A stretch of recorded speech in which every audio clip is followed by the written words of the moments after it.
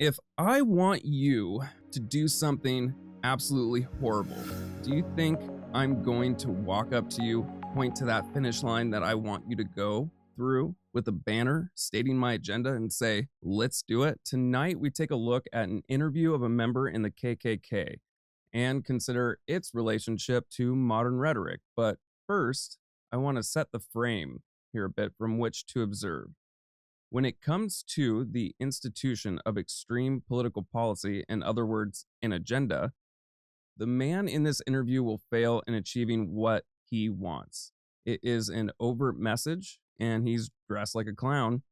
The only reason this was even aired is because those distributing it know it will backfire upon him. Now, with the implementation of mass media, you can take a different approach, the long game. It's a highly effective method, an agenda implemented over a period of time in a covert manner. I will demonstrate this as it's highly relevant to today. After this, an example, we will move to the interview and discuss the overlaps in discourse. So please don't forget to like, share, and subscribe. You can also check us out on Spotify and other platforms as well. When it comes to agenda setting theory, here is an excellent example that has been implemented in modern day. I just want you to think about this. If I want you to do something absolutely horrible, do you think I'm going to walk up to you, point to that finish line that I want you to go through with a banner stating my agenda and say, let's do it? If it's something that's currently socially unacceptable, I'm going to grab your hand, put a pretty smile on my face, and ask you to take a walk with me. That being said, let's apply this method to immigration. First, let's start with the name, immigrants. That doesn't sound bad, right? They are immigrants. We can't justify harm upon immigrants. So let me tag on illegal immigrants. Excellent. Illegal implies we can enforce something upon them. We still have this immigrant, which implies personhood. Immigrants are people. We need to rid that cognitive association. How about alien? Yes, illegal alien. If breaking our laws, they still are subject to rights under those laws. So let's throw a twist to it. Let me run a campaign with images of these aliens crossing the border, hopping fences, caravans with tons of people crossing the border. Well, now they are being demonstrated as a threat. Not only a threat, an invasion, one from another country. Now we have illegal aliens threatening our US sovereignty, but that's still a bit too meta for the public. Let's make it so it affects you personally. How about a criminal? And how about your job? Most of us have faced some sort of injustice or been victimized and need to earn an income. You can relate. Let's run a campaign highlighting the criminals that exist already in this country and how you might not be able to support your family. Perfect. Criminals pose a relevant, immediate threat, and they must be stopped, and your well-being and your families is in danger. Where to put them? They're being housed in hotels. Criminals don't deserve hotels. Better yet, criminals that are a threat to our US sovereignty. Let's cut the funding, but we still need a place to put them. You know, we do have a place called Guantanamo Bay, or how about internment camps? Those were popular and effective in World War II when under threat from a foreign power, that being Japan. Lastly, let's emphasize the cultural threat to our way of life. What's close to us? Our pets? That's a good one. Good. Let's propagate that they are eating our cats and dogs, just in case. Now, I've walked you 2 steps away from that finish line. I let go of your hand, and you'll walk across that finish line with ease, fulfilling my agenda, every want and need. I can justify the housing and deportation of these criminal aliens devoid of humanity, eating cats and dogs who are attacking our US sovereignty. We are under threat, and they deserve no rights under our laws as foreign invaders. The above events demonstrate an agenda instituted for over a decade. All are examples that have been tactically employed. You didn't always believe this. You didn't even always use this language. Remember? You have been fed this, and we are what we consume. It's been done before, and it will continue to happen again and again. This is agenda setting theory, specifically the long route. Cognitive associations are extremely powerful tools. You can walk each step to where you want to take someone. It's an amazing thing. So, ladies and gentlemen, it is my humble duty tonight to introduce you to the Grand and Imperial Wizard of the Invisible Knights of the Ku Klux Klan, Mr. Bill Wilkinson. Oh, Imperial Wizard, can you tell me and us, 100 years after your predecessors set the South aflame with the cross burnings, lynchings, and other events, you should be bothering this country still? To begin with, I believe a slight rebuttal is in order for your opening statements or the opening statements that was made about the Klan. We are not anti-Catholic. We are not anti-Semitic.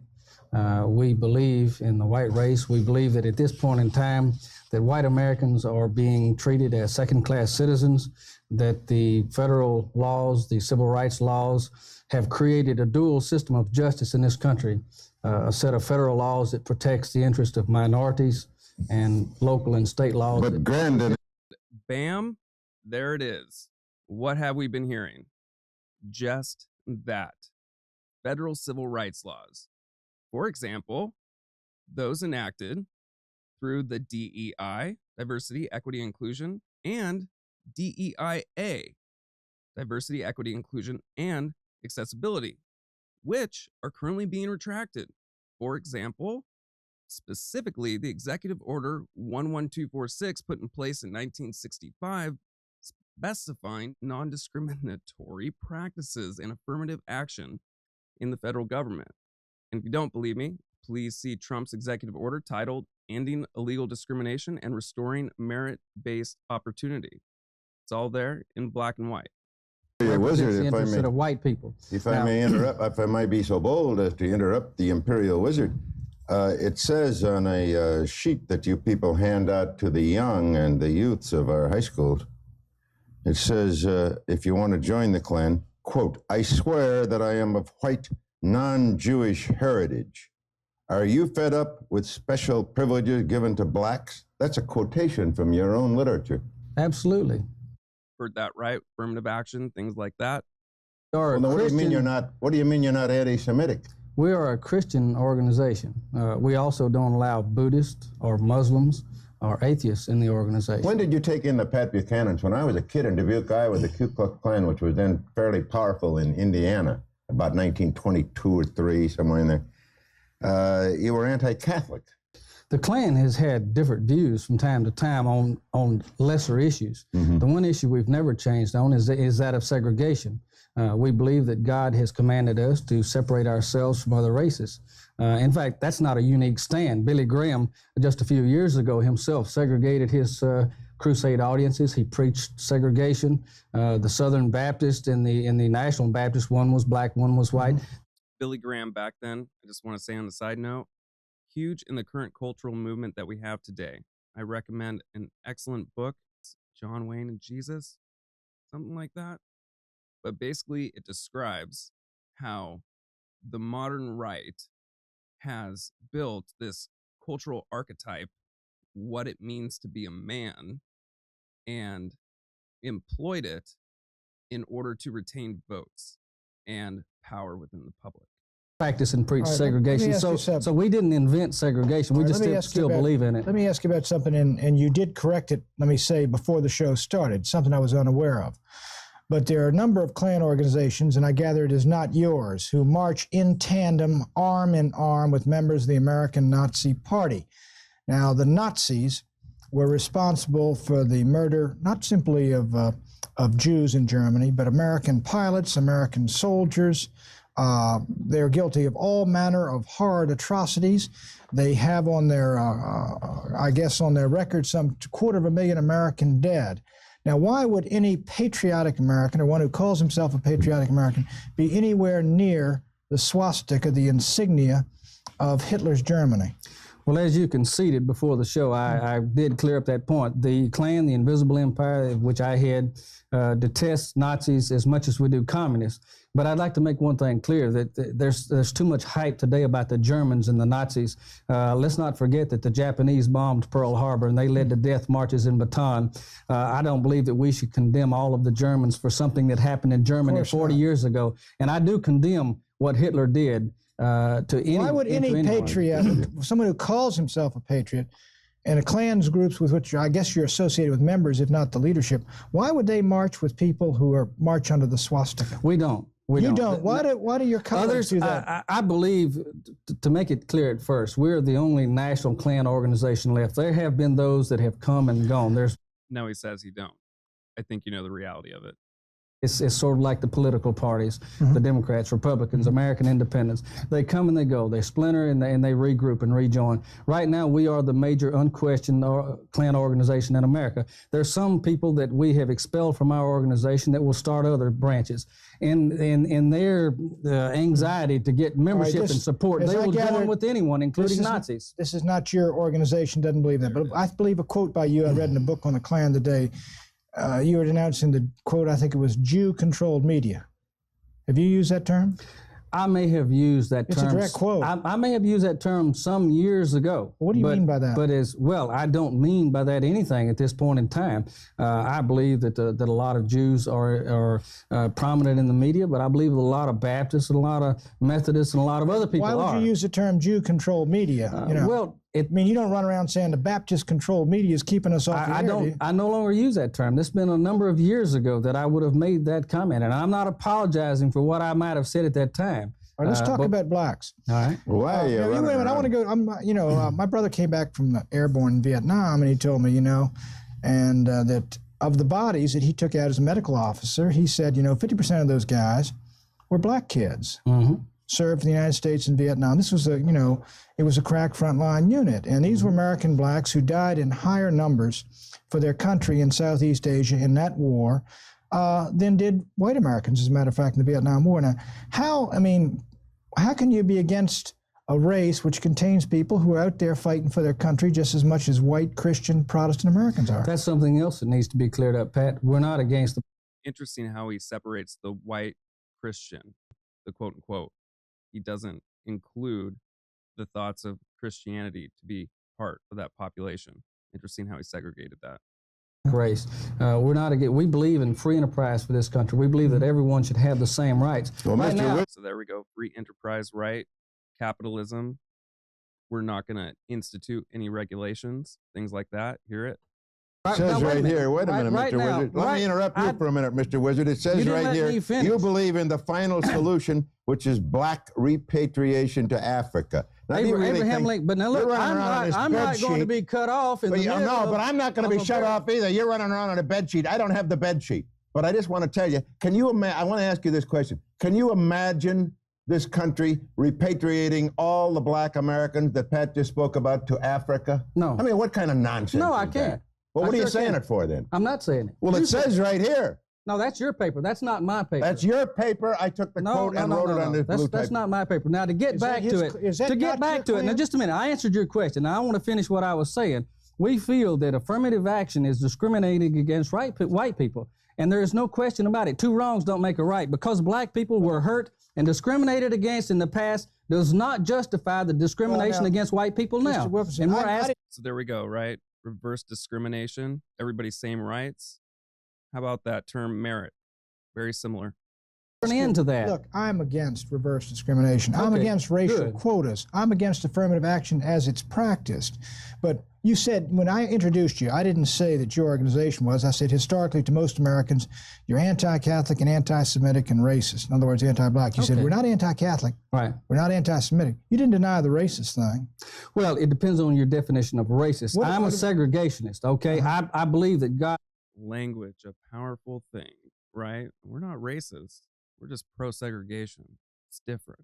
Commanded me not to mix with other races. How far For that reason, I want to have schools where I can send my children to a white school. I want to be able to go to my white neighborhoods, to white businesses. All right, you for can those do things. that. So if that terms can me as do a that. racist, then I'm a racist. Wait a minute, you can do that, but you can't have tax exemptions in your all-white school. And if it's a public school, now black kids whose parents' taxes pay for that school, they got a right to go to that neighborhood school. Now, if you want to We're going to return to this comment about schools. To give you an idea where I'm going with it, what's one common thing that we always hear on the right? Charter schools. It's your choice. Something to think about. We'll discuss it in a minute. school, all-white academy, you can do that right now. You just don't get a tax exemption for it. So what's your complaint? You say you can do that. Now, maybe I can, maybe you can, but what about the poor people that don't have the money to send their children to private schools? They can't. They're being deprived the right to practice their religion because they don't have the money to send them to a private school. There's Cultural threat. That's a big one. no reason why in this great land of ours we couldn't have a three-tiered school system, a black school and a white school and an integrated school, and give everyone their choice. We would have much less dissension, we would have much less racial problems in the schools, and if those people that are seeking to integrate the races in this country really were seeking to do the best for both races, they would adopt this system and let integration proceed gradually. What do you think our founding fathers meant when they said "we, the people of the United States"? Well, I won't get into that debate, but Well, I know, but you're sitting here in your bed sheet telling us all that the only thing you're for, you're against. You're really upset about my bed sheet. Oh aren't yeah, you? I think if I were you, I would be so ashamed of myself. I mean, I can't imagine walking around in that silly costume, telling people to be against blacks and against Jews. Have you ever seen the Pope and the Cardinals in their costumes? Yeah, but they're religious and they're for something, and you're just nothing but against something, and you're against the very spirit of this country. I believe in the same God. You're against the thing. No, we're not. You're against the thing that makes this country a unity and that makes this country great. And I think you're a disgrace. You know nothing Mad props to that guy. of what I believe and what I I just stand heard for. what you believe. And you think Now that's you tell wrong? me, I believe in God. Is that wrong? do you deny that you said this? This is the literature you're handing out to schools, to school children in America? I just quoted this from your own pamphlet. Are you fed up, it says here, with blacks following you home, trying to beat you up?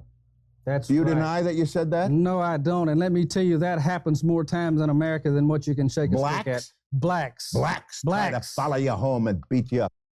Criminals, right? What about the idea that was propagated in the past of the quote-unquote super predator? We've heard this. It's being done now. Immigrants. And it's a very common theme to paint this other as a criminal. I mean, We've had more racial you're problems a than damn muggings. disgrace to the country. No, Oh, Tom. yes, you are. I have a strong belief. And you know in what? fact- You people in were fact- beaten. I don't know what we're doing in 1982 talking to you. Well, that's your problem, Tom. But let me tell you one. I don't know what we're doing talking about this in 2025. I'm not beaten. The Klan is not beaten, and the white race is not beaten. No more than the Democrats is beating or the Republicans is beaten. They're all fighting for the things that they believe in, and we believe in something. All right, what and do you we're believe in? earnestly through the law. Well, let's get. Now, you tell me what you were Trying to against. achieve What do it. you believe in? What we believe in. What are you for? We believe in God. We believe in the United States of America. And we believe that God has commanded us to separate ourselves from other races. Not because we hate the other races or because we feel that we're better or worse, but because we feel it's God's commandment. And if you criticize that and our religion, then Religious justification. That's another one. criticizing the Christianity for the last 2,000 years. All right. And you heard that. Criticizing religion. That is a big one. And that also ties into cultural preservation. Okay. So the differences in the messaging is important to note because these changes occur over time. You have this explicit rather than coded language. You have policy goals. These are often framed as immigration rather than explicitly stating race. Now, I want to get back to the charter school thing. So remember what I was talking about when he made the comment about education, and then the common theme that comes up today regarding charter schools. And I didn't really necessarily think that much of it, but I did look into it. And I found this article, and there's more than one. This is from UCLA. So it's a good source of information. I'm just going to read this. It's titled, and it's an academic article published, Segregated Choices, Magnet and Charter Schools. Now, when they use magnet, that is another term for public schools, okay? So this is very recent as well, which is good. This was published April 11th, 2024. This analysis describes levels of diversity in a comparable subset of schools to enable policy relevant comparisons between charter and magnet schools, public schools. We examined schools in districts that had at least 5 charter schools and 5 magnet schools in any year since 2000. This selection includes most of the 100 largest school districts since both types of schools developed mostly in large urban districts. This sample is especially relevant to choice policies because it allows comparisons in the same districts where both types of school choice have been tried at a significant level. This study describes the level of segregation in recent decades in large districts which had a significant presence of schools of both types. Now, it's good that they chose these large districts to demonstrate this, right? Obviously, if you have a charter school and a primarily white population, it's going to show that. If you go to these larger school districts, which are more diverse, then you got a good sample to pull from. Executive summary, abstract. Comparing charter and magnet schools is important yet complex. Different cities have different demographics and legal and educational histories. Some have a significant presence of only one of the two types, among other differences. This analysis describes levels of diversity in a comparable subset of schools to enable policy-relevant comparisons between charter and magnet schools. We examined schools in districts that had at least 5 charter types of schools developed mostly in large urban districts. Again, important. This sample is especially relevant to choice policies because it allows comparisons in the same districts where both types of school choice have been tried at a significant level. This study describes the level of segregation in recent decades in large districts which had a significant presence of schools of both types. The new data on school segregation produced for this report supports the following major findings.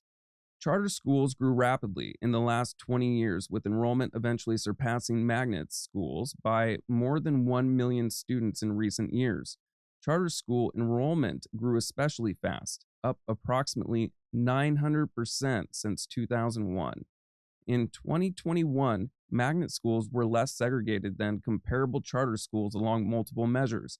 The average Black student in a magnet school was in a school that was 15% white compared to charter schools where the average Black student was in a school that was only 8% white. Over the last 20 years, Latino to white exposure increased in magnets and decreased in charter schools. The charter sector had a higher proportion of intensely segregated schools than the magnet sector, and the gap between the two sectors increased over time. The proportion of intensely segregated charter schools with less than 10% white students increased from 45% to 59% from 2000 to 2021.